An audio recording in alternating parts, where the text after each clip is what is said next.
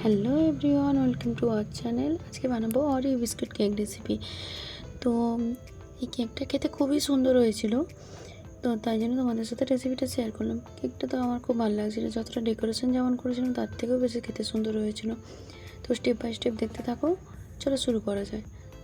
তো প্রথমে আমি এখানে 4টে বিস্কুটের প্যাকেট নিয়েছি, যেটা নর্মাল হয়, 10 টাকার প্যাকেট পেয়ে যাবে তোমরা। তো তার আগে বলতে আমার চ্যানেলটাকে অবশ্যই, যারা নতুন দেখছো তারা অবশ্যই চ্যানেলটাকে সাবস্ক্রাইব করে দিও। তো প্যাকেট থেকে বিস্কুটগুলো আমি বের করে নিচ্ছি, প্লেটে করে নিয়ে নিচ্ছি। নিয়ে নেওয়ার পর একে একে নিয়ে নেওয়ার পর তারপরে আমি এরপরে বিস্কুটের যে ভেতরের যে ক্রিমটা থাকে, আমি ওই ক্রিমগুলো বের করে নেব। তো ক্রিম আর বিস্কুট দুটো সেপারেট করে নেব। আলাদা করে নেওয়ার পর তারপরে আমি বিস্কুটটাকে গুঁড়ো করে নেব। তো এখানে আমাদের মিক্সার মেশিন নেই, তো যে কারণে আমি সিলটা ইউজ করছি, কারণ আমাদের সিলেই সব কিছু করা হয়। তো সিলে ভালো করে গুঁড়ো করে নিয়েছি। তো গুঁড়ো করে নেওয়ার পর ওটা আমি একটা বাউলে করে নিয়ে নেবো। আমার গুঁড়োটা প্রায় হয়ে গেছে। আমি কিছু বিস্কুট রেখে দিয়েছি, যেটা ওপর থেকে গার্নিশিংয়ের জন্য কাজে লাগবে। তো সেটা আমি এখানে দেখাইনি, সেটা পরে আমি শেষে দেখিয়ে দেবো। তো এখানে আমি পাউডার সুগার নিয়েছি। তো তোমরা হচ্ছে যে হাফ কাপ পাউডার সুগার নিতে পারো, আর 2-3 চামচ হচ্ছে যে বেকিং পাউডার দিয়ে ভালো করে গুঁড়ো মিশিয়ে নেবে।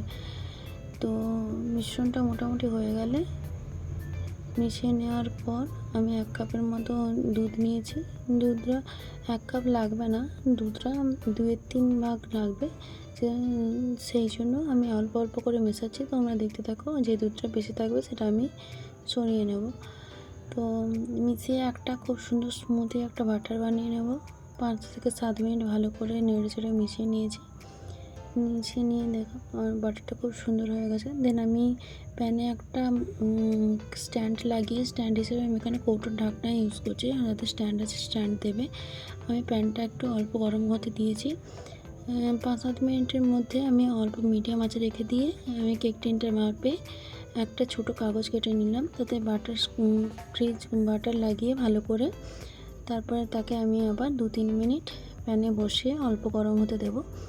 গরম হতে দেওয়ার পর তাকে আমি নামিয়ে যে কেকের যে বাটারটা আমি রেডি করে রেখেছিলাম এখনই, সেটা চট করে আমি তারপরে ওকে দিয়ে দেবো। দিয়ে দেওয়ার পর অল্প একটু নাড়িয়ে নেব, যাতে বাটারের এটা লেভেলটা পুরো প্লেন হয়ে যায়। তো দেন তারপর আমি এটাকে 25 থেকে 30 মিনিটের জন্য মিডিয়াম ফ্লেমে বসিয়ে দেব।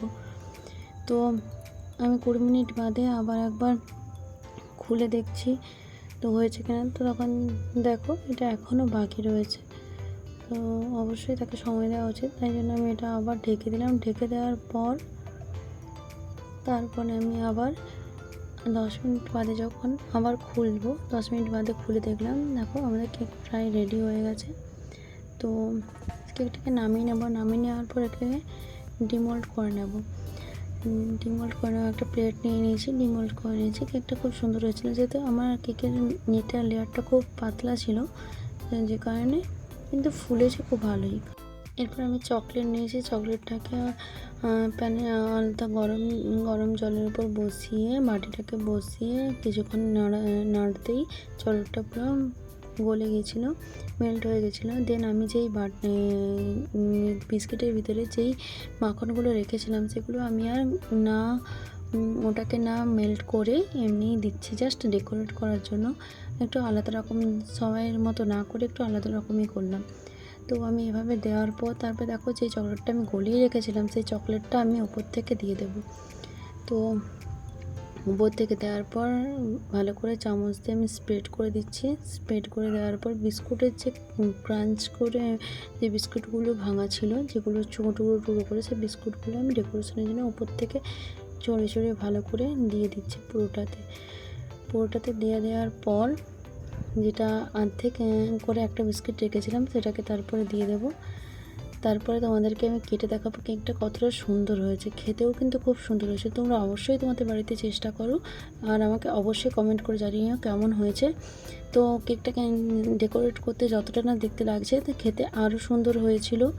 এটা ইনস্ট্যান্ট কেক বানানো যায় এভাবেই, বিস্কুট দিয়ে, তো চটজলদি। তো ভিডিওটি ভালো লাগলে লাইক কমেন্ট অল শেয়ার করে দিও।